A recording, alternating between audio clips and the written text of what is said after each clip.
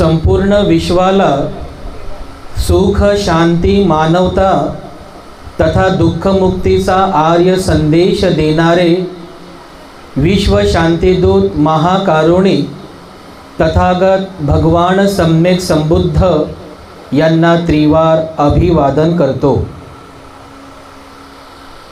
तथागतांनी समग्र मानवजातीच्या दुःखमुक्तीसाठी उपदेशिलेला महान सद्धम्म अर्थात बौद्ध धम्म तथा या सद्धम्माचा अविरतपणे प्रचार आणि प्रसार करणारा तथागतांद्वारा स्थापित सदा पूजनीय भिक्खू संघ या भिक्खू संघाला त्रिवार अभिवादन करतो।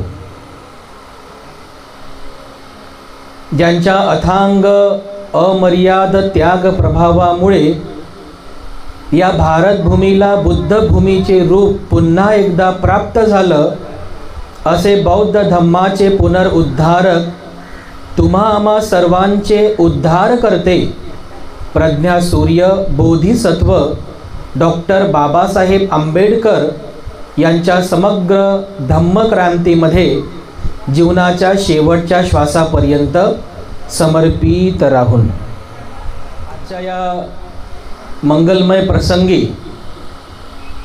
या धम्मविचार मंचावर उपस्थित माझ्या समवेत पूजनीय भिक्खू करुणानंदजी थेरो, संचालक the great happiness YouTube channel, पूजनीय भिक्खू धम्मबोधी, संचालक purity of mind YouTube channel आणि आपण सर्व धम्म उपासक धम्म उपासिका लहान बालक आणि बालिकांनो,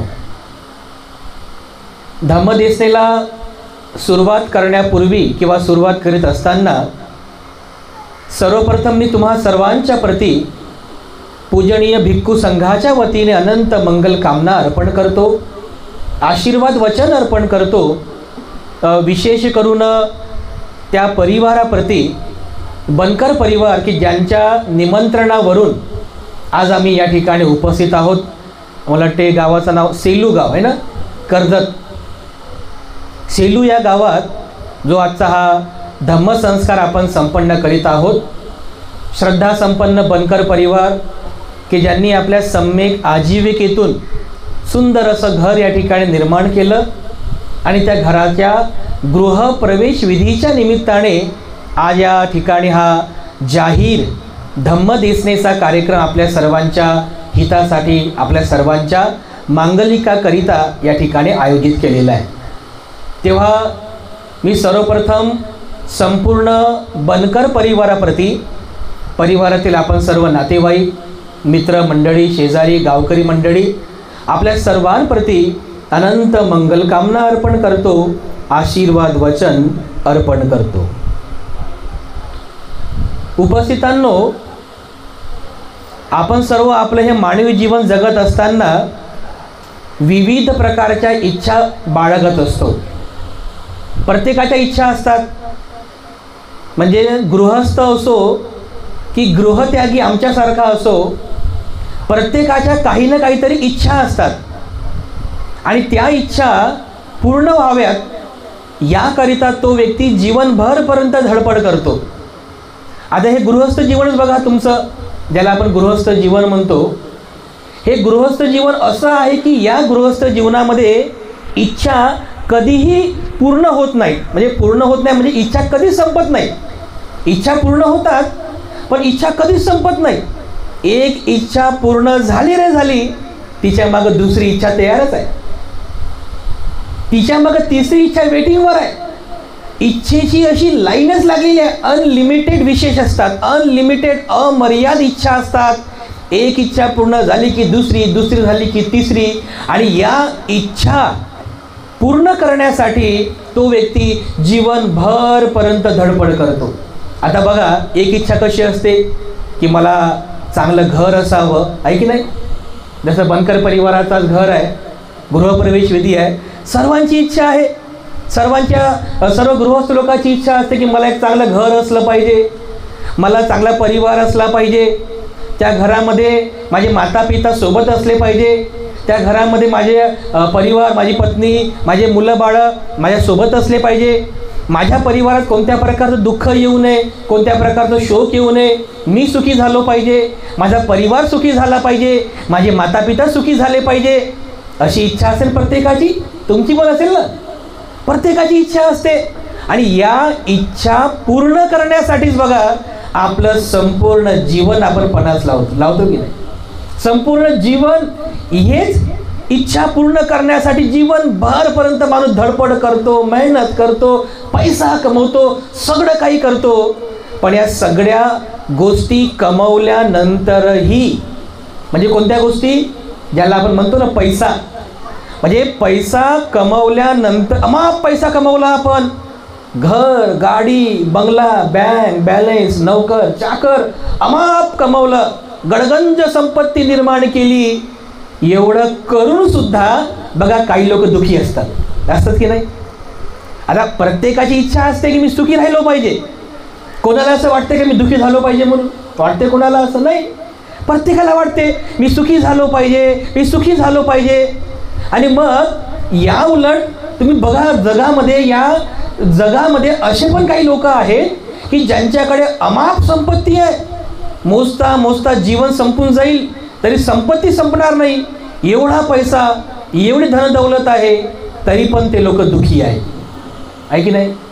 तरी पण ते लोक सुखापासून वंचित आहेत. नेहमी बेचैन राहतात, नाराज राहतात, उदास राहतात, खिन्न राहतात, अस्वस्थ राहतात, दुःखी राहतात, असमाधानी राहतात. का बरं असं का होते. एवढं सर्व सुख संपत्ती कमवून सुद्धा तो व्यक्ती नेहमी दुःखी का राहतो, नेहमी शोक का करतो. तर आपण या गोष्टीचं चिंतन करायला पाहिजे. बांधवांनो, तथागत सम्यक संबुद्धांनी सर्वाधिक उपदेश तुम्हा सर्व गृहस्थ लोकांकरिता दिलेले आहेत. कारण त्रिपिटकामधलं जे सुत्तपिटक नावाचा ग्रंथ आहे, त्या ग्रंथामधले सर्वाधिक उपदेश हे तुम्हा सर्व गृहस्थ लोकांकरिता आहे बघा. म्हणून भगवान बुद्धांच्या तत्वज्ञानातील एखादा जरी उपदेश तुम्ही ग्रहण केला, समजून घेतला, तरी केवळ त्या एका उपदेशाच्या आचरणाने तुमचं संपूर्ण जीवन मंगलमय होईल. कारण तुमची इच्छा आहे मला पारिवारिक सुख मिळालं पाहिजे. वाटते ना तुम्हाला पारिवारिक सुख म्हणजे काय, फॅमिलीचं सुख. माझी आई वडील, माझे भाऊ बहीण, पत्नी, मुलं बाळं, याचं जे सुख आहे पारिवारिक सुख, मला पारिवारिक सुख भेटलं पाहिजे असं वाटते ना तुम्हाला. मला सामाजिक सुख मिळालं पाहिजे. सामाजिक सुख म्हणजे काय, घराच्या बाहेर गेल्यानंतर 4 लोकांनी तुम्हाला असे हात जोडले पाहिजे ना, हो, सन्मानपूर्वक जय भीम हो साहेब असं सन्मानाने म्हटलं पाहिजे ना. तर काही लोक घराच्या बाहेर पडले, गावातले लोक असं नाक मुरडतात. नाही लोक म्हणतात ते बरोबर नाही म्हणतात, मग असं म्हणतात की नाही. असं काही लोक स्वभाव तसा आहे. सामाजिक सुखापासून वंचित राहिलो पाहिजे, म्हणजे सामाजिक सुखापासून सुद्धा आपण वंचित होऊन जातो. जर समाजात गेल्यानंतर तुमचा सन्मान झाला पाहिजे, तुमची जय जयकार झाला पाहिजे, जय सन्मान तुम्हाला लोकांनी जय भीम म्हटलं पाहिजे, हे सुद्धा एक सामाजिक सुख आहे. तर बघा, पारिवारिक सुख असो, सामाजिक सुख असो, या सर्व सुखाला प्राप्त करण्यासाठी माणसासाठी काही कर्तव्य असतात. आणि या संदर्भातील एक महत्त्वपूर्ण उपदेश आजच्या या मंगलमय प्रसंगी तुम्हाला देतो. एकदम साधा सोपा उपदेश आहे, पण तुमच्या या दैनंदिन गृहस्थ जीवनामध्ये अत्यंत लाभदायी आहे. ज्या उपदेशात भगवान बुद्धांनी त्या व्यक्तीला पारिवारिक सुख कसं प्राप्त करावं याचा उपदेश केलेला आहे. पारिवारिक सुख म्हणजे काय, आई वडील, भाऊ बहीण, पत्नी, मुलं बाळं, घरदार, याचं जे सुख आहे याचा सुखाचा उपदेश केलेला आहे. सुख कसं प्राप्त करावं, पारिवारिक सुख, किंवा समाजात गेल्यानंतर सामाजिक सुख कसं प्राप्त करावं, या एका उपदेशामध्ये भगवान बुद्धांनी हा उपदेश केलेला आहे. छोटा उपदेश आहे, पण आपल्या सर्वांसाठी फार महत्त्वाचा आहे. तर बघा, कथा स्वरूप हा उपदेश तुम्हाला सांगतो. या कथेमध्येच, म्हणजे कथा म्हणजे घटना आहे, बुद्ध काळामधली घटना, की ज्या घटनेमध्ये आपल्या सर्वांना हा उपदेश लक्षात घेता येईल. भगवान बुद्धाच्या काळामध्ये एक ब्राह्मण पुत्र होता, ज्याचं नाव होतं सियाल. काय नाव होतं, सियाल नाव होतं. त्या सियालचा जो पिता होता खूप वृद्ध झाला, आजारी पडला, खाटेवरती पडला आणि मग तो आपल्या पुत्राला म्हणजे सियालला जवळ बोलवतो आणि आपल्या पुत्राला म्हणतो की बाळ सियाल, आता माझा मृत्यू जवळ आलेला आहे, पण मृत्यूच्या अगोदर माझी एक इच्छा आहे, तू ती इच्छा पूर्ण करशील का? तर तो सियाल म्हणतो, हो सांगा पिताश्री, काय तुमची इच्छा आहे? तुम्ही मेल्यानंतर सुद्धा ती इच्छा मी पूर्ण करेल. तर बघा आपल्याकडे कशी प्रथा आहे, बाप मरायच्या अगोदर किंवा बापाची जी इच्छा असते ते पोरग पूर्ण करते की नाही? करते ना पूर्ण.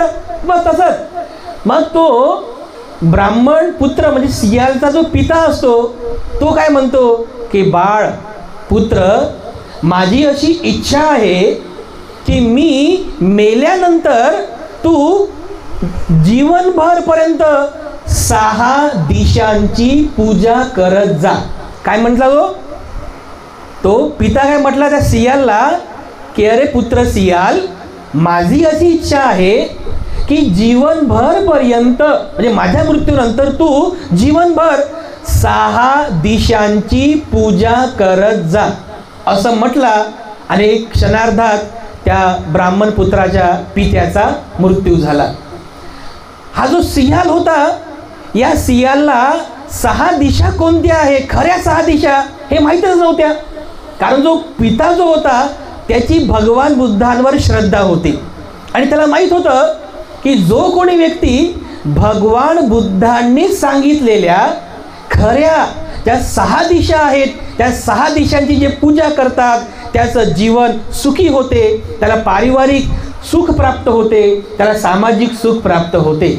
पण तो मरण पावला, त्यामुळे त्याला सांगता आलं नाही. तर हा जो सियाल होता याला असं वाटलं की माझ्या पित्याने 6 दिशा सांगितल्या. कोणत्या? पूर्व, पश्चिम, उत्तर, दक्षिण, वरची दिशा आणि खालची दिशा, या 6 दिशांची पूजा करायचा मला सांगितलं माझ्या वडिलांनी.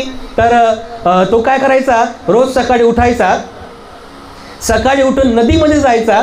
अगोदर नदीमध्ये म्हणजे नदी शरीर ओलं करायचं नदीमध्ये आणि मग नदीमध्ये असं पाण्यात उभं राहून पूर्व दिशेला असा हात जोडायचा, नंतर पश्चिम दिशेला हात जोडायचा, उत्तर दिशा, दक्षिण दिशा, मग वरची दिशेला असा हात जोडायचा, मग खालच्या दिशेला असा हात जोडायचा आणि गोल फिरून मग झाला म्हणायचं पूजा. काय करायचा तो? 6 दिशांची पूजा करायचा, पूर्व, पश्चिम, उत्तर, दक्षिण, वरची दिशा आणि खालची दिशा. बघा आज पण काही लोक आहेत ना दिशांची पूजा करतात, काही लोक बघा सूर्याची पण पूजा करतात, काही लोक चंद्राची पूजा करतात, तर काही लोक दिशांची पण पूजा करतात. बघा असे पण काही पूजा करणारे लोक बघा आपल्या आजूबाजूला असतात किंवा आहेत दिशांची पूजा करणारे. तर भगवान बुद्धाने एकदा समजलं की अमुक अमुक ठिकाणी सियाल नावाचा एक ब्राह्मण पुत्र 6 दिशांची पूजा करतो. भगवान बुद्धाच्या मनात करुणा उत्पन्न होते, म्हणजे दया उत्पन्न होते. अरे हा सियाल किती अज्ञानी आहे. भगवान बुद्धांनी विचार केला, अरे हा सियाल, हा ब्राह्मण पुत्र किती अज्ञानी आहे. मानवी जीवनातल्या खऱ्या 6 दिशा याला अद्याप समजलेल्याच नाही आहेत. तो ज्या 6 दिशा ज्या व्यावहारिक आपण पाहतो, अरे या 6 दिशांची पूजा करतोय. या 6 दिशांची पूजा करून माणसाला कधी माणसाचं मंगल होत नाही, कधी कल्याण होत नाही. माणसाच्या खऱ्या 6 दिशा कोणत्या आहेत की ज्या दिशांची पूजा केल्यानंतर माणसाला खरोखर पारिवारिक सुख प्राप्त होते, सामाजिक सुख प्राप्त होते. अरे त्या सियालला खऱ्या 6 दिशांचा उपदेश करायला पाहिजे. त्याचं हे जे अज्ञान आहे हे अज्ञान दूर करायला पाहिजे. म्हणून भगवान बुद्ध एके दिवशी सकाळीच उठतात, अंगावरती काषाय वस्त्र परिधान करून, संघाटी घेऊन, भिक्षापत्र घेऊन, जो सियाल ज्या नदीमध्ये पूजा करत असायचा त्या ठिकाणी जातात आणि त्याला दुरूनच म्हणतात, अरे सियाला, अरे सियाल, अरे ब्राह्मण पुत्र सियाल, हे तू काय करतोय?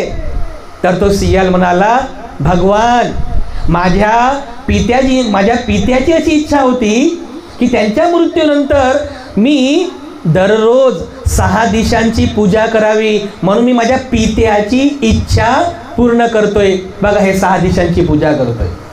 भगवान बुद्धांना माहीत असतं की अज्ञानामध्ये आहे हा, जीवनातल्या खऱ्या 6 दिशा या सियालला माहीत नाही आहे. तर भगवान म्हणतात, अरे सियाला, तुला या मानवी जीवनातल्या खऱ्या 6 दिशा कोणत्या आहेत हे तुला माहित आहे का? तर तो सियाल म्हणाला, अरे 6 दिशा तर ह्याच असतात, पूर्व, पश्चिम, उत्तर, दक्षिण, वरची दिशा आणि खालची दिशा. आता ह्या दुसऱ्या कोणत्या 6 दिशा आहेत? तो म्हणतो, अरे भगवान, मला तर याच 6 दिशा माहित आहे, दुसऱ्या कोणत्या 6 दिशा आहेत हे मला माहित नाही आहे. जर तुम्हाला माहित असतील तर कृपा करून मला सांगा, या मानवी जीवनातल्या खऱ्या 6 दिशा कोणत्या आहेत?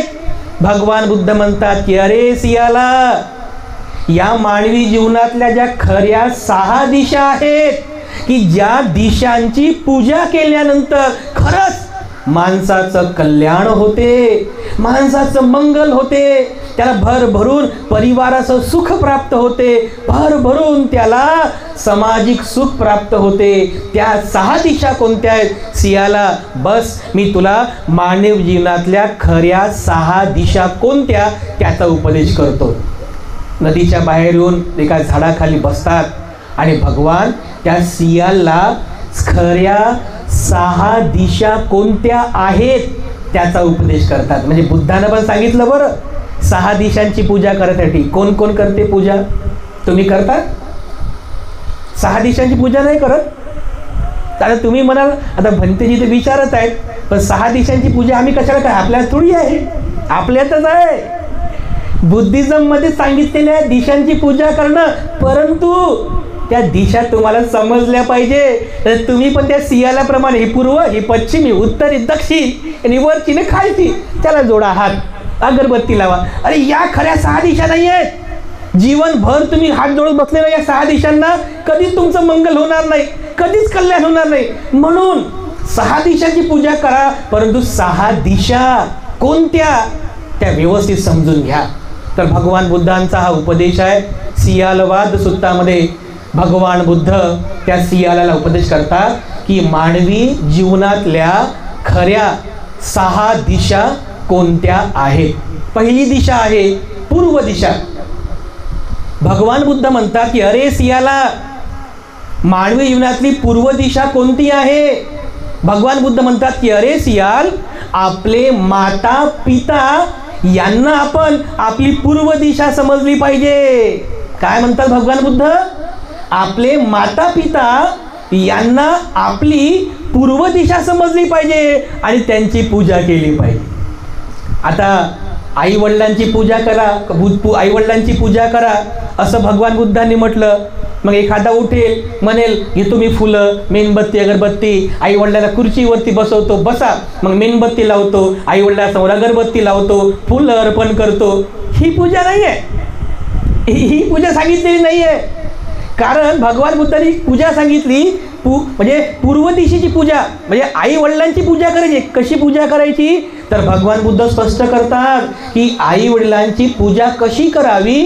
तर भगवान बुद्धांनी सांगितलेलं आहे की आई वडिलांप्रती आपले जे कर्तव्य आहे त्या कर्तव्याची पूर्णता करणे ही खऱ्या अर्थाने आई वडिलांची पूजा आहे. तुम्ही फुलं अर्पण करू नका, मेणबत्ती अगरबत्ती लावू नका, काही फरक पडत नाही, पण आई वडिलांप्रती माझं काय कर्तव्य आहे असा विचार करून तो पुत्र किंवा ती पुत्री आपल्या आई वडिलांची सेवा करतात. तर बघा, आई वडिलांची महिमा म्हणतात एका ठिकाणी, स्वामी तिन्ही जगाचा आई विना भिकारी, स्वामी तिन्ही जगाचा पिता विना भिकारी. आहे की नाही? किती महती गायलेली आहे माता पित्यांची. माता पिता ज्यांनी आपल्याला हा मानवी जन्म दिला, बघा किती मोठे उपकार आहेत आपल्यावर. हा मानवी जन्म आपल्याला प्राप्त झालेला आहे, दुर्मिळ हा मानवी जन्म. आई वडिलांचे उपकार आहेत आपल्यावरती. असा विचार करावा की माझ्या माता पित्यांनी मला हा मानवी जन्म दिलेला आहे, हे थोर माझ्यावरती उपकार केले. माझे माता पिता मला लहानपणापासून माझं पालन पोषण करतात, माझं भरण पोषण करतात, मला लहानाचं मोठं करतात. किती मोठे उपकार आहेत आपल्यावरती. लहानाचं मोठं केलं, आपल्याला समजदार बनवलं, स्वतःच्या पायावरती उभं केलं.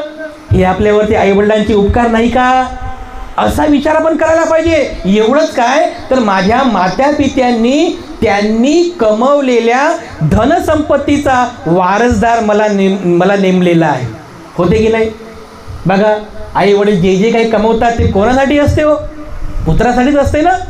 पुत्रच तर आई वडिलांच्या नंतर वारसा हक्क करणारे असतात, वारसदार असतात. मग जर माता पितांचे एवढे अथांग अमर्याद उपकार आपल्यावरती आहे, तर त्यांच्याप्रती आपण सुद्धा काही कर्तव्य पारायण केलं पाहिजे की नाही?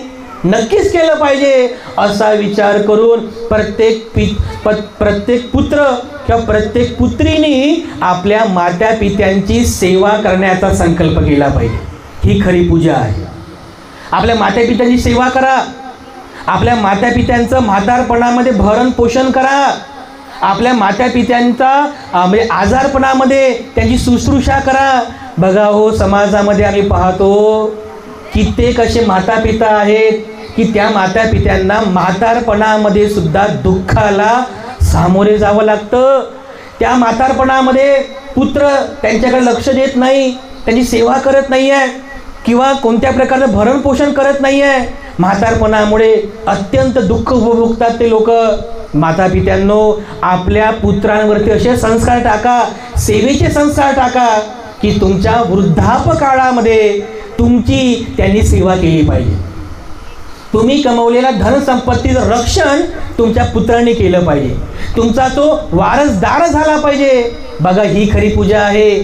तर भगवान बुद्धांनी त्याला सांगितलं की सियाला, आपल्या जीवनामध्ये आपल्या मात्या पित्यांना पूर्व दिशा मान आणि त्यांची पूजा कर. तर पूजा कशी करायची? त्यांची आई वडिलांची सेवा करा. ही खरी पूजा आहे. आई वडिलांचं वृद्धापकाळामध्ये म्हातारपणामध्ये भरण पोषण करा. ही त्यांची खरी पूजा आहे. आई वडिलांनी कमवलेल्या धनसंपत्तीचं रक्षण करा. ही त्यांची खरी पूजा आहे. आणि सर्वात महत्त्वाचं भगवान बुद्ध सांगतात, आई वडील जर मृत पावले असते म्हणजे मेले, आई वडील जर मृत पावले तर मृत पावल्यानंतर मेल्यानंतर आई वडिलांना सुगती प्राप्त व्हावी याकरिता पुण्यानुमोदन सुद्धा केलं पाहिजे. आपण करतो ना आपल्या घरामध्ये. आपल्या घरात जर कोणी मरण पावलं करतो ना आपण. कशासाठी? की त्यांना मृत्यूनंतर सुगतीचा लाभ व्हावा, दुर्गतीला जाऊ नयेत ह्याकरिता पुत्रांनी आई वडिलांच्या मृत्यूनंतर पुण्यानुमोदन सुद्धा करावं. त्यांच्या सुगतीकरिता हे पुत्रांचे कर्तव्य आहेत, हे पुत्रींची कर्तव्य आहेत. बघा, ही खरी पूजा आहे. समजलं तुम्हाला? आपल्या जीवनात पूर्व दिशा कोणती आहे? आपले आई वडील ही आपली पूर्व दिशा आहे. आणि आई वडिलांप्रती जे जे काही आपले कर्तव्य आहे त्या कर्तव्याचं पारायण करणं हीच खरी आपल्या जीवनातली पूर्व दिशाची पूजा आहे. त्यानंतर भगवान बुद्ध म्हणतात की सियाला, या मानवी जीवनामध्ये पश्चिम दिशा कोणती आहे? तर पती पत्नी मुलं बाळ ही आपली पश्चिम दिशा आहे. समजा पती आहे तर त्याने आपल्या जीवनामध्ये पत्नी आणि मुलाबाळांना पश्चिम दिशा समजावी. समजा पत्नी आहे तर तिने पती आणि मुलाबाळांना आपली पश्चिम दिशा समजावी आणि त्यांची पूजा करावी. आता तुम्ही म्हणाल, आम्ही कशी काय पूजा करू बा पतीची? तशी पूजा नाही हो. पूजा म्हणजे काय? पूजाचा फक्त एकच अर्थ होतो, फक्त एकच अर्थ होतो. तो अर्थ म्हणजे त्यांच्याप्रती जे जे काही आपल्याला कर्तव्य पार पाडायची आहेत त्या सर्व कर्तव्याचं पालन करणे. समजा पती आहे तर पतीने पत्नीप्रती काहीतरी कर्तव्य पाळायची असतात. तुम्ही बघा, मंगलपरीने होतो ना, भंतेजी किंवा बौद्धाचार्य वगैरे असतात, तर ते पती पत्नींची काही कर्तव्य घेतात. बघा, घेतात की नाही? तुम्ही ऐकलं असेल. ते जे पती पत्नींची जी कर्तव्य आहेत ही कर्तव्य सुद्धा याच सियाल वाद सूत्रामध्ये भगवान बुद्धाने सांगितलेली आहे. मग पतीची काय कर्तव्य आहेत? पती काय म्हणतो लग्न सोहळ्यामध्ये? पतीची कर्तव्य, मी माझ्या पत्नीचा सन्मान करेन, मी माझ्या पत्नीचा कधीच अपमान करणार नाही, मी माझ्या पत्नीला वस्त्र अलंकार वगैरे देऊन तिला खुश करण्याचा प्रयत्न करेल, मी माझ्या पत्नीसोबत कधीही अनैतिक व्यवहार करणार नाही. ही पतीची कर्तव्य आहेत. यासोबत सोबत पत्नी सुद्धा कर्तव्य घेते. काय? मी माझ्या पतीचा सन्मान करेन, मी माझ्या पतीचा कधीही अपमान करणार नाही, मी माझ्या पतीने कमवलेलं जे धन आहे म्हणजे काय? पेमेंट. महिना झाला की पेमेंट येते, विचारतात झाला का पेमेंट, आहे की नाही? मी माझ्या पतीने कमवलेल्या धनाचं रक्षण करेल, मी माझ्या घरातील सर्व कामे आळस न करता जागृतपूर्वक करेल, मी माझ्या घरातील लहानांचा सांभाळ करेल आणि मोठ्यांचा आदर करेल. ही पत्नीची कर्तव्ये आहेत. पती पत्नीची जी कर्तव्ये भगवान बुद्धाने सांगितलेली आहेत, यात सियाल वाद सूत्रामध्ये हेच उपदेश भगवान बुद्धाने केलेला आहे. तर बघा, पती पत्नींनी सुद्धा हा विचार करावा. आपल्या जीवनामध्ये पश्चिम दिशा समजावी आपल्या पत्नीला, पतीला आणि आपल्या मुलाबाळांना. पत्नी पती कर्तव्य पूर्ण करावं किंवा पती प्रती असलेलं कर्तव्य पूर्ण करा. आणि आपली जी मुलं बाळं आहेत बघा, ही सुद्धा तुमच्या जीवनातली पश्चिम दिशा आहे. त्यांच्या प्रती एक बाप म्हणून जे तुमचं कर्तव्य आहे ते कर्तव्य पूर्ण करा. या मुलाबाळांप्रती एक आई म्हणून तुमचं जे कर्तव्य आहे ते कर्तव्य पूर्ण करा. पहिलं त्यांचं भरण पोषण करा. तुम्ही त्यांना जन्म घातला ना, तर जन्म घातल्यानंतर त्यांचं भरण पोषण करणं हे आई वडिलांचं कर्तव्य आहे. दुसरं, त्यांचा मानसिक विकास व्हावा. शारीरिक विकास तर होईलच, तुम्ही त्याला चमनपरात देता, काजू बदाम खारका अमकं ढमकं सगळं देता, पण त्याचा मानसिक विकासाचं काय? त्याचं मन विकसित झालं पाहिजे ना, ज्याला आपण काय म्हणतो डेव्हलपमेंट ऑफ दी माइंड. बाबासाहेबांच्या भाषेमध्ये कल्टिवेशन ऑफ दी माइंड, मनाची शेती, मनाचा विकास पण झाला पाहिजे. तर आई वडिलांनी त्याच्या मनाचा विकास व्हावा याकरिता कर्तव्य पारायण केलं पाहिजे. सोबत सोबत आपल्या मुलाबाळांना दर्जेदार शिक्षण सुद्धा द्यावं आणि सोबत सोबत त्याला चांगल्या सेवेचे संस्कार सुद्धा द्यावे. ज्या माता पित्यांना असं वाटतं की आमच्या म्हातारपणामध्ये आमच्या पुत्रांनी आमची सेवा करावी, तर तुम्ही त्याला तसा सेवेचा संस्कार शिकवा. आपण आपल्या मुलांना कधी सेवा करत शिकवलंच नाही, तर ती तुमची सेवा कशी करतील हो? त्याला माहीतच नाही सेवा कशी करायची, पाय कसे दाबायचे, त्याला माहीतच नाही आहे, तर ते शिकावं लागेल ना. तर आई वडिलांनी सुद्धा आपल्या मुलाबाळांना असे चांगले संस्कार द्या, तरच तर मुलं बाळ मोठे होऊन तुमची सेवा करतील. तर भगवान बुद्धाने सांगितलेलं आहे की आपण आपल्या जीवनात पती पत्नी आणि मुलं बाळ यांना पश्चिम दिशा मानून त्यांच्या प्रती जे कर्तव्य आहे त्या कर्तव्यांची पूर्तता करायला पाहिजे. नंतर भगवान बुद्ध म्हणतात की हे सियाला, आपल्या या जीवनामध्ये खरी दक्षिण दिशा कोणती आहे? तर भगवान बुद्ध म्हणतात आपले जे मित्र नातेवाईक आहेत, मित्र आणि नातेवाईक, ती आपल्या जीवनामध्ये खरी दक्षिण दिशा आहे. कोण? मित्र आणि नातेवाईक. बघा बरं, तुमचं किती मोठं नातं होत आहे. आता जसं आपला बनकर परिवार आहे, तुम्ही सर्वजण या ठिकाणी आलेले आहात, तुम्ही सर्व नातेवाईकच आहात ना, म्हणजे हितचिंतक आहात. तुम्ही सर्व मित्र परिवार आहात, हितचिंतक आहात. तर बघा, भगवान बुद्धाने हा सल्ला दिलेला आहे, जर आपल्याकडे कोणी पाहुणे आले, आपले मित्र आले, आपले हितचिंतक आले, तर त्यांचा यथोचित सन्मान करा. यथोचित सन्मान करा. कारण तुमच्या सुखात आणि दुःखात हेच लोक असतात जे तुमच्या सुखात दुःखात धावून जातात. हेच लोक असतात की तुम्हाला मदत करतात. हेच लोक असतात जी तुम्हाला दुःखामध्ये आधार देतात, नैतिक आधार देतात. म्हणून तुमचे नातेवाईक हे तुमचे कुळगोत्रातील असतात, त्यांचा सन्मान करा.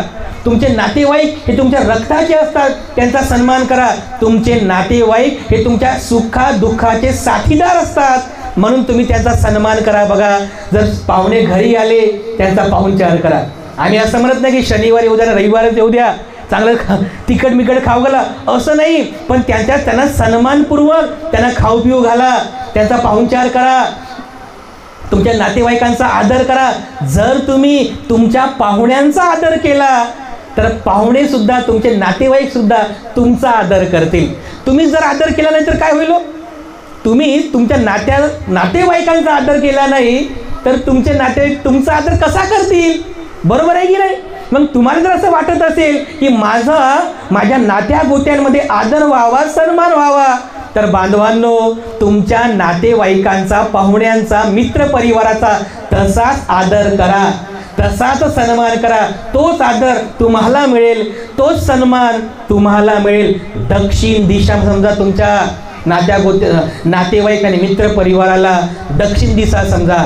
त्यानंतर भगवान बुद्ध म्हणतात की अरे सियाला, या मानवी जीवनामध्ये खरी उत्तर दिशा कोणती आहे? तर भगवान बुद्ध सांगतात की सियाल, या मानवी जीवनामध्ये खरी उत्तर दिशा आपले जे शिक्षक आहेत त्या शिक्षकांना आपली उत्तर दिशा माना.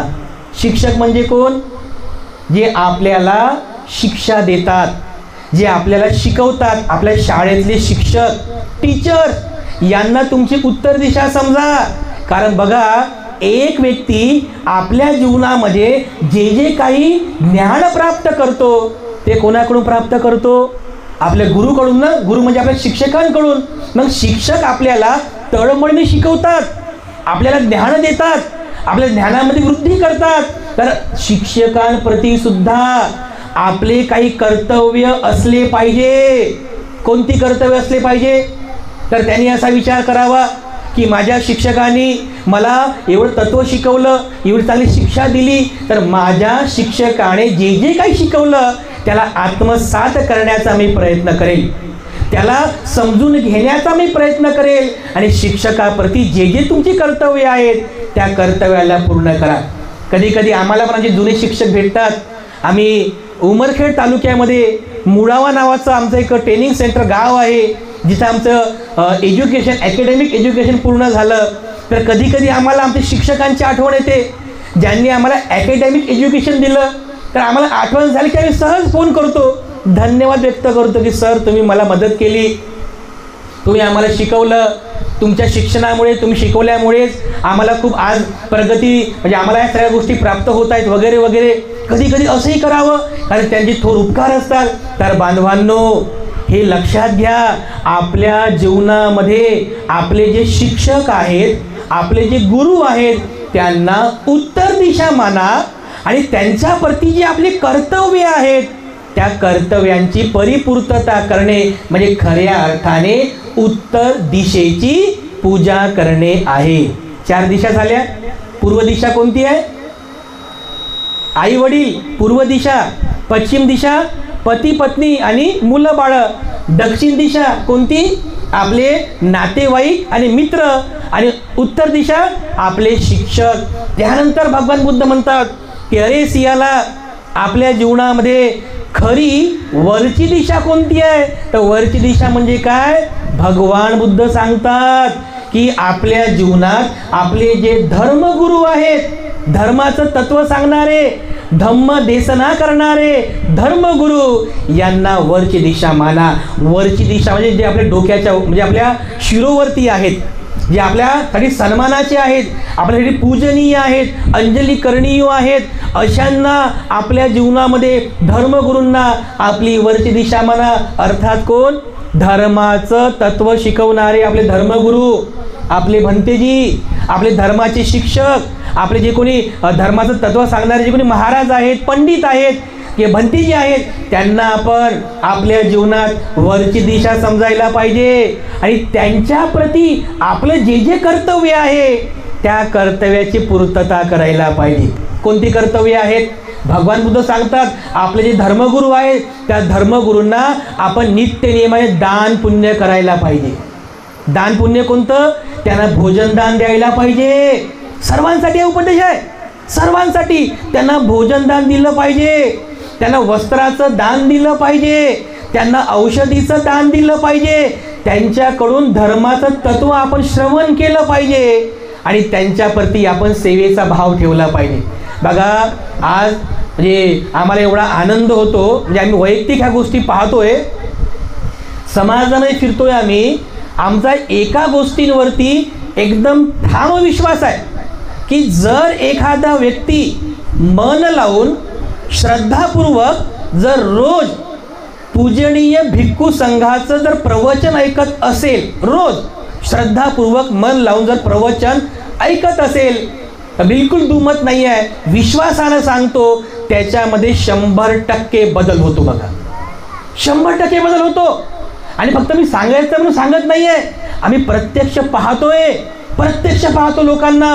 लोक मेसेज करतात, लोक प्रत्यक्ष भेटून आम्हाला सांगतात, हात जोडतात, म्हणतात भंतेजी तुमचं प्रवचन ऐकण्यापूर्वी मी असा होतो, मी तसा होतो, असे असे अकुशल कर्म करत होतो, पण जेव्हापासून मी तुमचे प्रवचन ऐकायला लागलो, बुद्धाचा धम्म मला समजू लागला, मी धम्माचं आचरण करायला सुरुवात केली, माझ्या जीवनात मूलाग्र परिवर्तन झालं. अनेक लोक आहेत बघा असे. आताच बघा त्या आई आम्हाला भेटल्या ना घरामध्ये, एक आई भेटला आम्हाला, आई भेटल्या. त्या आई म्हणाल्या की भंतेजी, आमच्या घरातल्या म्हणजे टी व्हीवर कंटिन्यू तुमचं प्रवचन सुरू असते म्हणे. सगळे सिरियल बंद झाले, कंटिन्यू फक्त तुमचं प्रवचन आम्ही ऐकतो. माझ्यापासून तर आमच्या नात्या गोत्या नातूपुतूपर्यंत सगळेजण तुमचं प्रवचन ऐकतात. आणि एवढा बदल झाला, एवढं परिवर्तन झालं, सर्व घर बदललं, घरातलं वातावरण धार्मिक झालं, सगळीकडे सुखच सुख आहे, सगळीकडे सुखच सुख आहे. माझा विश्वास आहे याच्यावर. एक व्यक्ती जर श्रद्धापूर्वक रोज धार्मिक गोष्टी ऐकत असेल, धार्मिक चर्चा करत असेल किंवा धर्मगुरूकडून धम्मदेशना ऐकत असेल तर त्याच्यात 100% त्याच्यामध्ये बदल होतो. बघा, नक्की बदल होतो. तर बघा, आपल्या धर्मगुरूंना तुम्ही वरची दिशा समजा. म्हणजे वरची दिशा म्हणजे काय, नेहमी ते आपल्या शिरूवरती असतात, म्हणजे आपल्या जे सन्मान म्हणजे ते पूजनीय आहेत आपल्यासाठी, त्यांना आपण असं हात जोडून त्यांची पूजा करावी, अंजली करणीय सुद्धा आहेत, त्यांचा पाहुणचार करावा, असे ते पाहुणीय आहेत, अंजली करणीय आहेत. म्हणून तर धर्मगुरूंचा सन्मान करावा. म्हणून धर्मगुरूंना वस्त्र, अन्न सगळ्या गोष्टी दान पुण्य करून आपल्या जीवनामध्ये आपण पुण्य संपादन करावं. तर जे कोणी आपल्या जीवनामध्ये आपल्या धर्मगुरूंना वरची दिशा समजतात आणि त्यांच्या प्रती असलेल्या कर्तव्याला पूर्ण करतात, ते लोक आपल्या जीवनामध्ये खऱ्या अर्थाने वरच्या दिशेची पूजा करत असतात. आणि बघा, जे लोक खरंच सांगतो, जे लोक धार्मिक असतात ना, धार्मिक लोक, धम्माचं पालन करणारे, चांगलं वागतात, जे हिंसा करत नाहीत, चोरी करत नाहीत, व्यभिचार करत नाहीत, कधी समाजामध्ये गेले ना, 4 लोकात गेले कधी खोटं बोलणार नाही, सत्य बोलतात, जे लोक कधीच मद्यपान करत नाहीत, व्यसन करत नाहीत, समाजामध्ये त्या लोकांचा सन्मान होतो. समाजामध्ये त्या लोकांची प्रशंसा होते. तर एखादा जर दारुडा व्यक्ती असेल, समाजात त्याचा सन्मान होतो का? दारुड्या व्यक्तीचा होतो सन्मान? कधीच सन्मान होत नाही. उलट असा जर माणूस आला ना, तर लोक म्हणतात, चल बाहेर, चल बाहेर जा, गडबड करणारा माणूस आहे म्हणतात की नाही. असं जे लोक हिंसा करतात त्याचा सन्मान होत नाही समाजामध्ये. जे लोक चोरी करतात त्यांचा समाजाने सन्मान होत नाही. जे लोक व्यभिचारी मार्गाचा अवलंब करतात त्यांचाही समाजात कधीच सन्मान होत नाही. जे लोक खोटं बोलतात, लबाड बोलतात, चुगल्या चाहड्या करतात, कटुवचन बोलतात, व्यर्थ बकवास करतात, त्यांचाही समाजात कधी सन्मान होत नाही. आणि जे लोक अट्टल आहेत, एकदम म्हणजे फुल अट्टल राहतात, असे मद्यपान करणारे लोक सुद्धा त्यांचा समाजात कधी सन्मान होत नाही. धर्मगुरू तुम्हाला पुन्हा सांगतात, शील पालन करा, कारण शीलवान लोकांचा सन्मान होतो. धर्मगुरू पुन्हा तुम्हाला सांगतात, सदाचारी जीवन जगा, कारण सदाची लोकांचा सन्मान होतो. म्हणून बांधवांनो, भगिनींनो, धर्मगुरूंना आपली वरची दिशा समजा, माना आणि त्यांच्या प्रती आपल्या कर्तव्याची परिपूर्तता करा. ही खऱ्या अर्थाने वरच्या दिशेची पूजा आहे. त्यानंतर भगवान बुद्ध शेवटची दिशा सांगतात. 6वी दिशा म्हणजे कोणती? खालची दिशा. आणि खालची दिशा कोणाला म्हटलेलं आहे? तर भगवान बुद्ध म्हणतात की अरे सियाला, या मानवी जीवनामध्ये खरी खालची दिशा कोणती आहे? तर आपल्या घरातील जे नौकर आहेत, सेवक आहेत, त्यांना आपल्या जीवनात खालची दिशा समजा आणि त्यांच्याप्रती असलेले जे कर्तव्य आहे त्या कर्तव्याची पूर्तता करा. आता जे नौकर आहेत म्हणून त्यांना नीच करायचं का आपण? नाही, ते पण माणसं आहेत, ते पण आपल्यासारखे हाडामासाची माणसं आहेत. घरात जरी नौकर असतील, घरात जरी आपली सेवा करणारे असतील, पण बांधवांनो, त्यांच्याप्रती अमानुष व्यवहार करू नका. ते सुद्धा माणसं आहेत, त्यांचाही सन्मान करा जरी नौकर असतील. भगवान बुद्ध म्हणतात, जे सण त्योहार असतात त्यावेळेस त्यांना मोबदला द्या, त्यांना कपडे द्या, त्यांना कपडे वगैरे देऊन त्यांना आनंद देण्याचा प्रयत्न करा. त्यांना इतर समयी मंगलमय समयी त्यांना अतिरिक्त मोबदला देऊन, तुम्ही काय म्हणता त्याला, बोनस बोनस बोनस काय म्हणता, बोनस, मोबदला, अतिरिक्त मोबदला देऊन त्यांना खुश करण्याचा प्रयत्न करा. त्याच्या परिवारामध्ये जर काही सुखदुःख असतील त्याच्यामध्ये हिरारीने सहभाग घ्या. कारण ते जरी नौकर असले, ते जरी तुमचे सेवक असले, तुम्ही जरी त्यांना पैसे देत असले तरी सुद्धा ते माणूस म्हणून त्याचा सन्मान करा. तो आपल्या परिवारातलाच एक सदस्य आहे म्हणून त्याचा सन्मान करा. आणि त्याची सेवा शुश्रूषा सुद्धा करायची वेळ आली तर नक्की करा, मागे हटू नका. आपल्या घरातील नौकर चाकर सेवक यांना आपल्या जीवनात खालची दिशा माना आणि त्यांच्या प्रती असलेल्या कर्तव्याची परिपूर्तता करा. ही आपल्या जीवनात खऱ्या अर्थाने 6व्या म्हणजे खालच्या दिशेची पूजा आहे असं भगवान बुद्धांनी सांगितलेलं आहे. हे सर्व सांगितल्यानंतर भगवान बुद्धाने त्या सिंहाला या मानवी जीवनातल्या खऱ्या 6 दिशा कोणत्या आहेत की ज्यांची पूजा केल्यानंतर माणसाचं मंगल होते, माणसाला पारिवारिक सुख प्राप्त होते, माणसाला सामाजिक सुख प्राप्त होते. त्या सिंहाला, त्या ब्राह्मण पुत्राला समजलं की अरे आतापर्यंत मी या पूर्व पश्चिम उत्तर दक्षिण वरची आणि खालची दिशा यांनाच खऱ्या 6 दिशा समजायचो, पण भगवान तुम्ही आज मला जे खरं जे उपदेश केला या जीवनातल्या या खऱ्या 6 दिशा आहेत की ज्यांची जो कोणी पूजा करेल त्याला कधीच दुःख मिळणार नाही, तो नेहमी सुखी जीवन जगेल, पारिवारिक आणि सामाजिक सुख त्याला प्राप्त होईल. म्हणून बुद्धांनी सिंहाला केलेला जो उपदेश आहे तो आपल्या सर्वांच्याच हिताचा आहे. म्हणून नेहमी लक्षात ठेवा, 6 दिशांची पूजा करा, पण खऱ्या 6 दिशा कोणत्या आहेत जे बुद्धानं सांगितले. कोणत्या कोणत्या? पूर्व दिशा आपले आई वडील त्यांची पूजा करा. पश्चिम दिशा पती पत्नी मुलं बाळ, ती पश्चिम दिशा त्यांची पूजा करा. दक्षिण दिशा आपले मित्र आपले नातेवाईक त्यांची पूजा करा. उत्तर दिशा आपले शिक्षक टीचर्स त्यांची पूजा करा. वरची दिशा आपले धर्मगुरू, धर्मदेशना देणारे आपले धर्मगुरू त्यांची वरची दिशा त्यांची पूजा करा. आणि आपल्या घरातील नौकर चाकर सेवक हे खालची दिशा आणि त्यांची सुद्धा पूजा करा. आणि पूजा करा म्हणजे काय? केवळ एकच आहे, पूजा म्हणजे त्या लोकांप्रती आपलं जे जे काही कर्तव्य आहे त्या कर्तव्याची पूर्तता करा, ते कर्तव्य पूर्ण करा, हीच खरी पूजा आहे. आणि अशा प्रकारे त्या सिंहाला या मानवी जीवनातील खऱ्या 6 दिशा समजल्या आणि तेव्हापासून नित्य नियमाने तो भगवान बुद्धांचा आजीवन उपासक म्हणून ते जीवनभर त्याने आपल्या जीवनात धम्माचं आचरण केलं आणि तो सुद्धा सदाचारी आणि शीलवान झाला. तर बांधवांनो, आपणही आपल्या जीवनामध्ये तथागतांच्या या महत्त्वपूर्ण उपदेशाला समजून घेऊन त्याचं चिंतन मनन करून नित्य नियमाने आपल्या जीवनात या 6 दिशांची पूजा करावी. नक्कीच आपल्याला पारिवारिक सुख प्राप्त होईल, सामाजिक सुख प्राप्त होईल, आपलं संपूर्ण जीवनच सुखदायी बनेल. एवढं बोलून मी या ठिकाणी माझं धम्म प्रवचन समाप्त करतो. वेळेअभावी या ठिकाणी धम्मदेशना मी समाप्त करतोय. आशीर्वाद गाथेने ही धम्मदेशना मी समाप्त करतो. अभिवादनशीलिस नित्यं वड्ढापचायिनो चत्तारो धम्मा वड्ढन्ति आयुवन्नो सुखं बल.